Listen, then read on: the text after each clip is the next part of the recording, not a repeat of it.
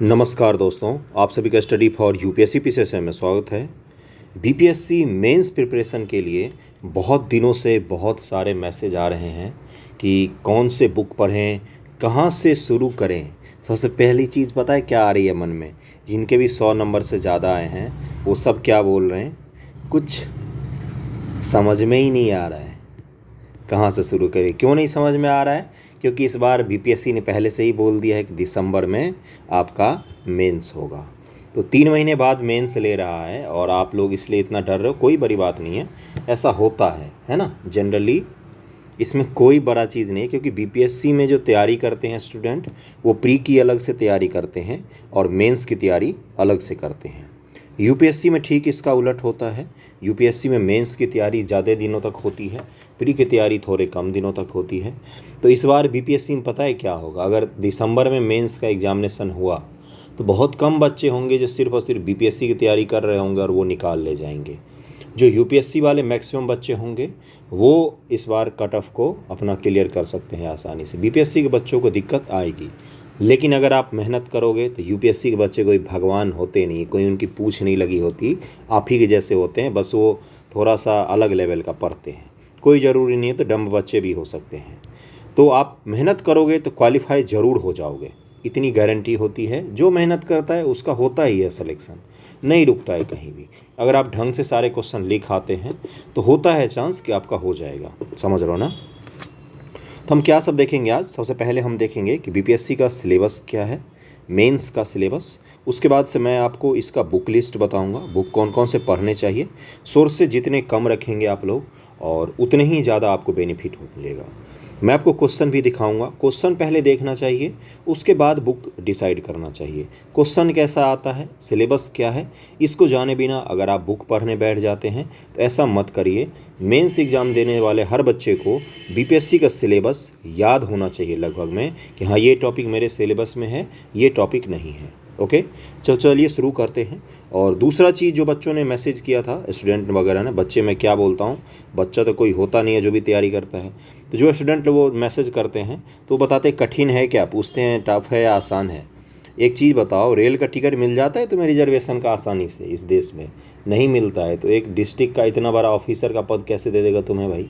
SDM का, DYSP का पद कैसे दे देगा, है ना। तो आसान तो बिल्कुल भी नहीं है, और जो आसान बोलते हैं वो झूठ बोलते हैं, है ना।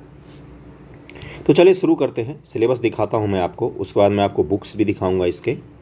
तो कितना क्या एग्ज़ाम होता है इसमें? एक पेपर आपका हिंदी का होगा सबसे पहला, जो अनिवार्य होता है, सबको एग्ज़ाम देना होता है। हिंदी अनिवार्य विषय है। दूसरा होगा आपका, और बहुत ही आसान होता है, 100 नंबर का पेपर होता है, उसमें से 30 नंबर मात्र आपको लाने होते हैं। 30 नंबर में भी निबंध का 30 अंक का आता है, व्याकरण 30 अंक का आता है, वाक्य विन्यास 25 अंक का, संक्षेपण 15 अंक का।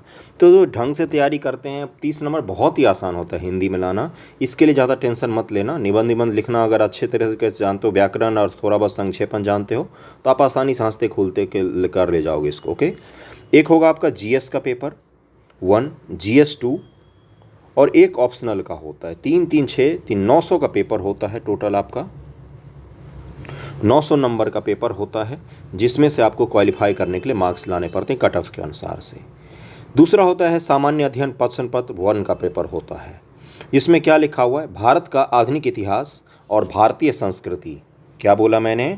आधुनिक इतिहास लिखा हुआ है यहाँ पर, और भारतीय संस्कृति लिखी हुई है।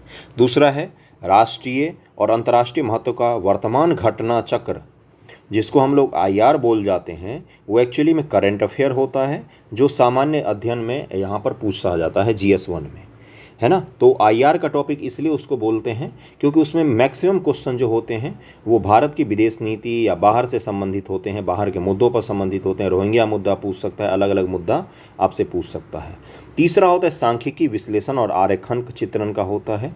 ये भी काफ़ी इंपॉर्टेंट सेक्शन होता है, बहुत ही बड़ा सेक्शन होता है। पास करने के लिए, एग्जाम में अच्छा परफॉर्मेंस करने के लिए एक भी सेक्शन छोड़ के नहीं जाना चाहिए।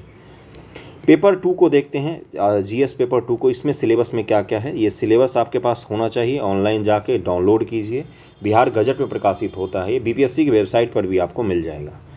भारतीय राज व्यवस्था, देखो इंडियन गवर्नेंस लिखा हुआ है, इंडियन पॉलिटी जो होता है, इंडियन गवर्नेंस लिखा हुआ है, पॉलिटिकल साइंस अलग होता है, कई लोग उसमें भी गलत बोलते हैं। दूसरा है भारतीय अर्थव्यवस्था और भारत का भूगोल, भारतीय अर्थव्यवस्था भारत का भूगोल। अगला है भारत के विकास में विज्ञान और प्रौद्योगिकी विशेष भूमिका और प्रभाव। विज्ञान और प्रौद्योगिकी किसके विकास में? भारत के विकास में, यानी कि आपको ISRO इसरो को पढ़ना पड़ेगा, DRDO को पढ़ना पड़ेगा, और भी जो ऑर्गेनाइजेशन है इन सब को भी पढ़ना पड़ेगा। और भारत में साइंटिफिक विकास कैसे हुए हैं ना, या उससे रिलेटेड करंट अफेयर है कुछ, तो उसको आपको ध्यानपूर्वक पढ़ना पड़ेगा, वहाँ से आपको पूछेगा। और एक चीज़ पर चलते हैं, क्या पीटी के चीज़ों जो आपने पढ़ा है पीटी के लिए, वो आपको क्या मेंस मदद करेगा? बहुत कम ऐसा चांस होता है, क्योंकि पीटी हम अलग तरीके से पढ़ते हैं।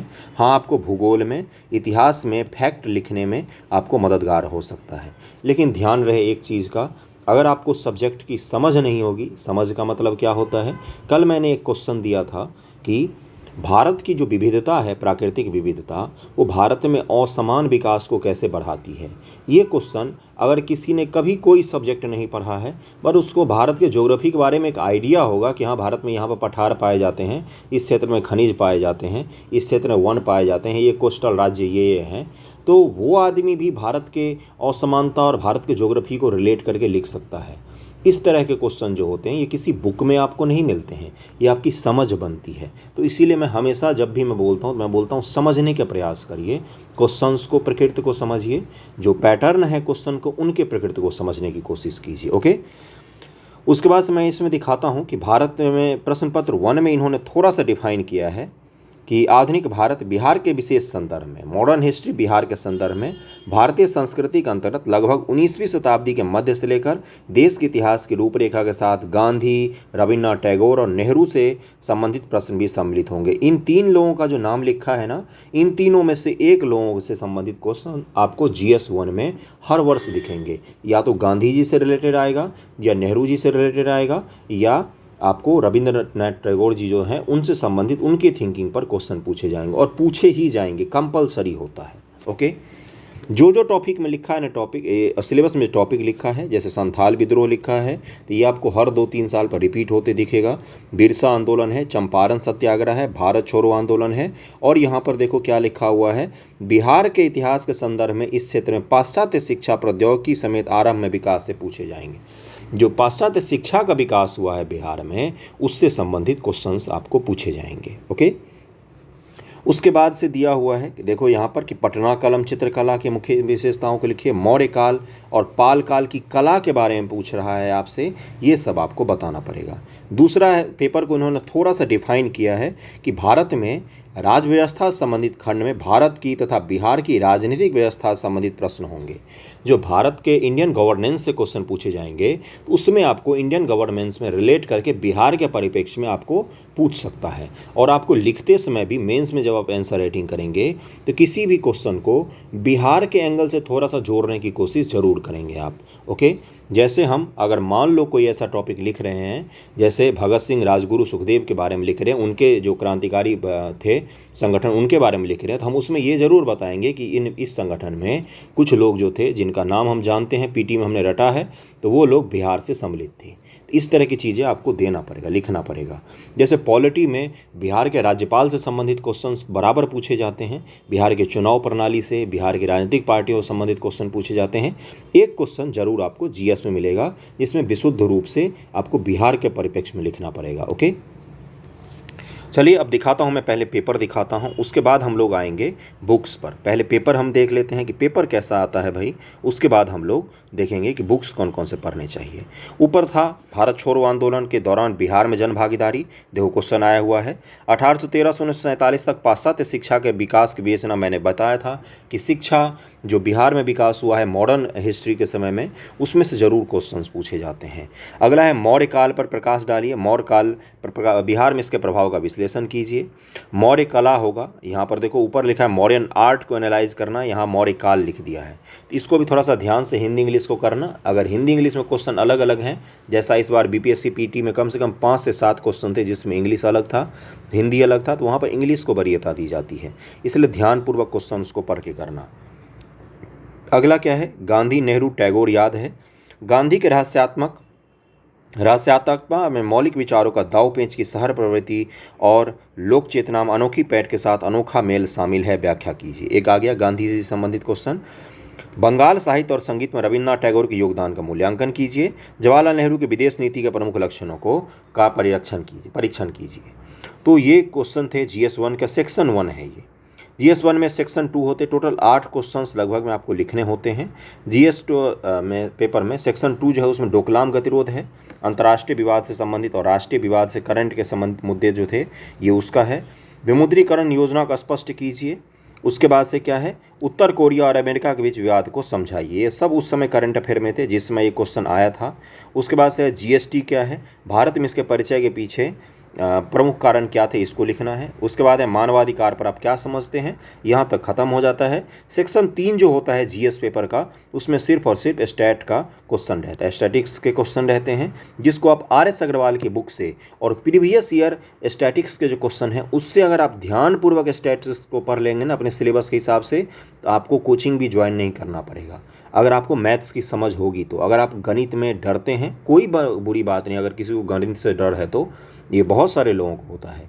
अगर आपको गणित में डर लगता है तो यूट्यूब पर जाकर आप लेक्चर देख सकते हैं अलग अलग लोगों का, मैंने नहीं पढ़ाया हुआ है, जहाँ से भी आप वहाँ से कर सकते हैं। ओके, GS पेपर 2 का मैं ज़रा दिखा देता हूँ। ये तो GS पेपर 1 था, GS पेपर 2 है ये। देखो यहाँ पर लिखा रहता है कि सेक्शन 1 और 2 में से 3-3 प्रश्न और सेक्शन 3 में से किन्हीं 2 प्रश्नों का उत्तर देना होता है। कुल 8 प्रश्न लिखने होते हैं। तो पहला है GS2 का पहला सेक्शन जो होता है, GS2 का सेक्शन 1 जो होता है ये मुख्य रूप से पॉलिटी से संबंधित होता है। किससे संबंधित होता है, पॉलिटी से संबंधित होता है। इसलिए पॉलिटी का आपको अच्छा खासा नॉलेज होना चाहिए। नॉलेज की मैं बात कर रहा हूँ, नॉट फैक्ट, समझ रहे हो ना, नॉलेज की मैं बात कर रहा हूँ। नॉलेज नहीं होगा तो इसको आप अच्छे से नहीं लिख सकते, क्वेश्चन के प्रवृत्ति को नहीं समझ सकते हैं, है ना। अगला है, इसमें पॉलिटी से संबंधित क्वेश्चन है। देखो एक क्वेश्चन यहाँ पर बिहार के परिप्रेक्ष्य में पूछा हुआ, बिहार के राजनीति में राज्यपाल की शक्तियों और वास्तविक स्थिति का वर्णन कीजिए। सेक्शन 2 जो रहता है ये मुख्य रूप से इकोनॉमी का सेक्शन रहता है। सेक्शन 2 किसका रहता है, अर्थव्यवस्था और करंट अफेयर। इसमें बेरोजगारी, गरीबी, भुखमरी, इन सब से संबंधित मुद्दे आपको मिल सकते हैं। बेरोजगार है, दूसरा कृषि है, और कृषि का सेक्टर हर साल पढ़ के जाना चाहिए, और पंचायती राज भी आपको इसमें मिल सकता है। पंचायती राज के क्वेश्चंस इस सेक्शन में आपको दिख सकते हैं। ओके, तीसरा जो सेक्शन होता है इसका, उसमें ज्योग्राफी, इकोलॉजी से अगर उसको क्वेश्चन पूछना, एक आध पूछता है, प्रदूषण वगैरह सब पूछता है एक्चुअली में, और साइंस, इससे संबंधित क्वेश्चन GS पेपर 2 सेक्शन 3 में रहता है, जिसमें से आपको 2 क्वेश्चन करने होते हैं। सेक्शन 1 और 2 में से 3-3 करने होते हैं, सेक्शन 3 में से आपको 2 क्वेश्चन करने होते हैं। पेपर समझ में आ गया होगा आपको। ऑप्शनल तो आप लोग जान ही रहोगे अपना अपना। अब चलते हैं कि कौन कौन सी बुक पढ़नी चाहिए किस चीज़ के लिए। ओके, बुक से भी पहले एक बहुत बड़ा इशू है, बहुत ही बड़ा इशू है कि कोचिंग, क्या हम कोचिंग ज्वाइन करें अभी या नहीं करें। 3 महीने बचे हैं, अगर हम आयोग के कैलेंडर के हिसाब से चलें तो 3 मंथ बाकी हैं। 3 महीने में कोई भी कोचन BPSC के सिलेबस का 30% भी कंप्लीट नहीं करवा सकता है। कुछ लोग गए हैं कोचिंग में, उन्होंने जो मुझे बताया है कि वो ऑफ़र कर रहे हैं कि GS2 हम केवल पढ़ाएंगे आपको, लेकिन मुझे पता है वो GS2 का 60% सिलेबस भी कंप्लीट नहीं करा सकते हैं, क्योंकि GS2 पेपर जो है वही है BPSC का मुख्य पेपर, मेन पेपर वो है, क्योंकि थोड़ा सा अलग आता है, टफ नहीं आता है, अलग आता है। ओके, ऑप्शनल की बात रही तो अगर ऑप्शनल कोई ढंग से पढ़ने जाता है तो 8 से 9 महीने ऑप्शनल को कंप्लीट करने में लगते हैं। तो कोई कोचिंग अगर आप ज्वाइन कर रहे हैं तो ये आपको खुद से देखना होगा। अगर आपको वाकई दिक्कत आ रही है, बहुत ज़्यादा परेशान है, कोचिंग प्रॉमिस कर रहा है, तो आप ज्वाइन कर सकते हैं। मैं कोचिंग ज्वाइन करने के लिए ना तो आपको सलाह दे रहा हूँ, ना ही आपको रोक रहा हूँ। आई रिपीट, मैं ना तो आपको सलाह दे रहा हूँ, ना ही मैं आपको रोक रहा हूँ।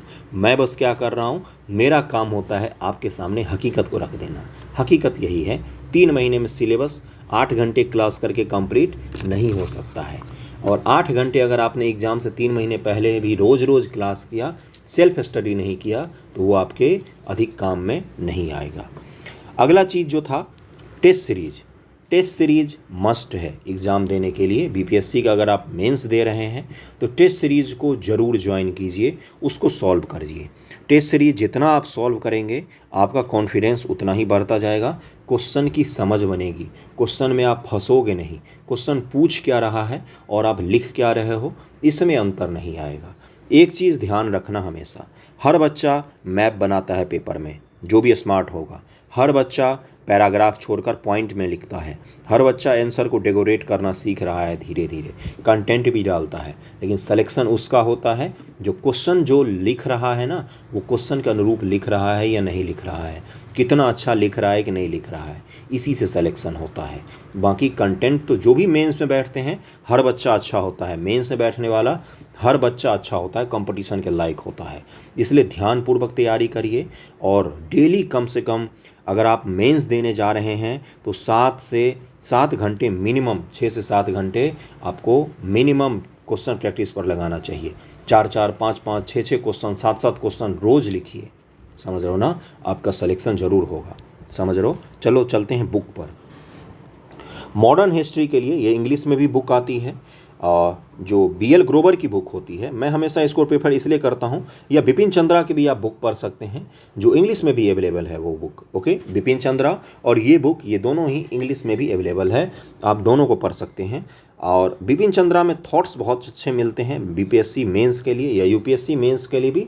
उसमें थॉट्स का मतलब क्या होता है, विचार। मॉडर्न हिस्ट्री में विचार बहुत ही मायने रखता है लिखना। अगर आपको सीधा सीधा वैसे BPSC जिस तरह से क्वेश्चन पूछती है, फैक्ट के लिए आप कोई भी एक बुक पढ़िए। BL ग्रोवर बुक मैं इसलिए कहता हूँ क्योंकि इसमें शिक्षा अलग टॉपिक बना के दिया हुआ है, पूरा का पूरा चैप्टर है एजुकेशन का, पाश्चात्य शिक्षा का। प्रेस का अलग से पूरा टॉपिक है, भारत छोड़ो आंदोलन भी डिटेल में मिल जाएगा। या जो भी आपके पास बुक है मॉडर्न हिस्ट्री का, उसी से पढ़िए। कोई नेसेसरी नहीं है कि जो मास्टर बोलेगा वही सही होगा। अगर आपको सही लग रहा है कि आपने NCERT से ही कर लेंगे तो उसमें भी कोई बड़ा हर्ज होता नहीं है। ओके, हाँ, बिहार के परिप्रेक्ष्य में पढ़ने के लिए मैं आगे आपको बुक बताऊंगा। अगला है कि ये BPSC के लिए दृष्टि IAS की बुक आई है मुख्य परीक्षा के लिए। पहली बात तो मुझे कोई दृष्टि ने पैसा नहीं दिया है प्रचार प्रसार करने के लिए, ये मैं क्लियर कर दूँ।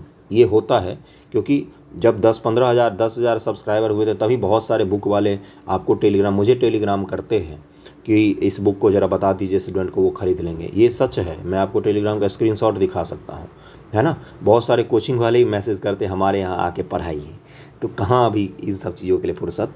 तो खैर, ये जो बुक है दृष्टि IAS की BPSC मुख्य परीक्षा सामान्य अध्ययन, इसमें आपको क्या खासियत है इसकी, GS1 और GS2 का कंप्लीट सिलेबस आपको इस बुक में मिल जाएगा।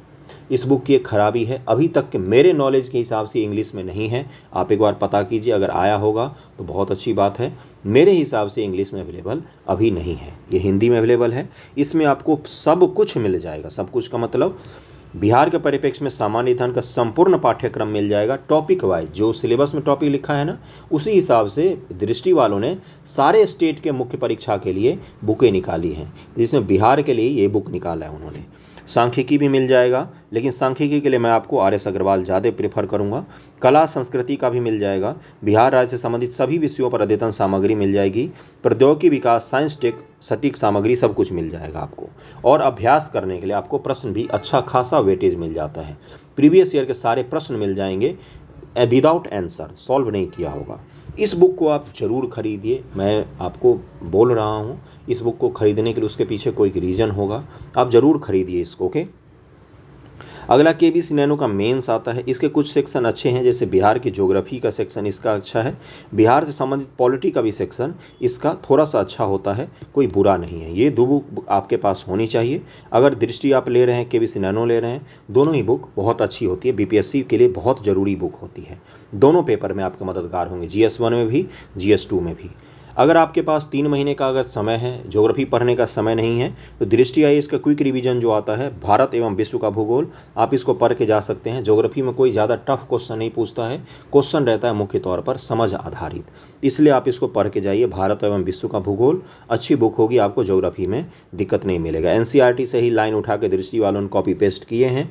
ये मुझे बोल सकते हैं कि नहीं आप गलत हो, मैं बिल्कुल गलत नहीं, मुझे पता है, NCERT मुझे पढ़ा है लाइन बाय लाइन। अगला है जो इकोनॉमी का सेक्शन। तो इकोनॉमी के सेक्शन के लिए भारतीय अर्थव्यवस्था की जो बुक आती है दृष्टि की, इसको आप पढ़ सकते हैं। लेकिन आपको इसमें थोड़ा सा दिक्कत इसलिए आएगा क्योंकि जिन्होंने इकोनॉमिक्स आज तक कभी नहीं पढ़ा है, वो अगर पहली बार पढ़ेंगे तो उनको थोड़ा सा दिक्कत आएगा यहाँ पर। ओके, तो इसलिए बेसिक समझ बनाइए। बेसिक समझ के लिए मैंने 6 लेक्चर, एक वीडियो लिया हुआ है, 5-6 लेक्चर, आप उसको जाके देखिए, जिसमें नेशनल इनकम, एक्सपोर्ट इंपोर्ट, जो प्राइमरी सेक्टर, सेकेंडरी सेक्टर, इन सब चीज़ों को अगर आपको समझ हो जाएगी, मुद्रास्फीति की समझ हो जाएगी, तो बाकी चीज़ों पर आप इकोनॉमिक्स में महारत हासिल कर सकते हैं। तो आप उसको ज़रूर पढ़िए। उसके बाद से, उस लेक्चर के बाद आप इस वीडियो को देख सकते हैं। किसी को कोई क्वेरी हो तो आप इंस्टाग्राम, टेलीग्राम पर मुझसे पूछ सकते हैं, उसका लिंक मैं दे देता हूँ। पॉलिटी का सेक्शन बीपीएससी के लिए सबसे ज़्यादा इंपॉर्टेंट होता है, क्योंकि इसमें अच्छा क्वेश्चन पूछता है, बीपीएससी क्रिएट करता है क्वेश्चन। लेकिन ये जो सेक्शन होता है जीएस पेपर 2 का पहला पूरा सेक्शन पॉलिटी ही होता है।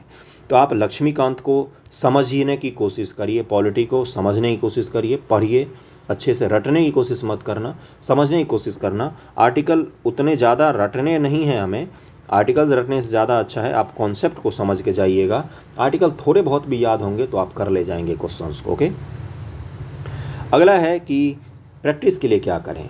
तो केबीसी नैनो की जो बुक आती है, बीपीएससी सॉल्व्ड पेपर आती है, इसको ज़रूर अपने पास रखिए। इसमें से किसी भी क्वेश्चन का आपको आंसर मिल जाएगा। सॉल्व्ड है, जीएस का है, ऑप्शनल का नहीं है, ये जीएस का पेपर है, तो इसमें आपको मिल जाएगा उसका सारा कंटेंट सॉल्व में। इसको ज़रूर रखिए अपने पास, लेकिन इसमें से चोरी नहीं करना है। अगर आप किसी क्वेश्चन का प्रैक्टिस खुद से लिख के कीजिए, पहले एक बार आंसर मैंने पढ़ लिया इससे, उसके बाद मैं बैठा क्वेश्चन लेके और उसको लिखने की कोशिश कर रहा हूँ, तो उसमें जो गलतियाँ होती हैं, जो चीज़ छूट जाती है, उसको जाकर दोबारा लिख लो या देख लो। तो ऐसे करके आप सॉल्व करेंगे तो आपका ज़रूर सिलेक्शन हो सकता है। तो बाकी मैंने पूरा आइडिया दे दिया है, जीएस पेपर 1 का भी, जीएस पेपर 2 का भी।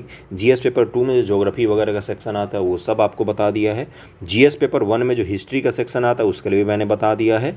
आईआर के सेक्शन के लिए अब बात करते हैं किस पर, करंट अफेयर के लिए। करंट अफेयर जो बीपीएससी में पूछा जाता है, आईआर का सेक्शन, उसके लिए अगर कोई ऑनलाइन पढ़ना जिनको अच्छा लगता है, पीडीएफ के फॉर्म में पढ़ना अच्छा लगता है, तो विजन आईएएस के वेबसाइट से मंथली मैगजीन डाउनलोड कर लीजिए। मैक्सिमम जनवरी से मिनिमम मार्च से आप ज़रूर पढ़िए विजन आईएएस का मंथली मैगजीन का कौन सा सेक्शन, तो उसमें लिखा रहता है अंतर्राष्ट्रीय सेक्शन, अंतर्राष्ट्रीय सेक्शन उसमें लिखा रहता है, उसको आप ज़रूर पढ़िए। आईआर की खासियत ये होती है अंतर्राष्ट्रीय सेक्शन की, कि अगर आपने भारत और इजराइल के संबंध एक बार पढ़ लिए, भारत इजराइल, तो आपको बस उसमें करंट अफेयर जोड़ना है, उसके बाद की चीज़ें आपको नहीं जोड़नी है।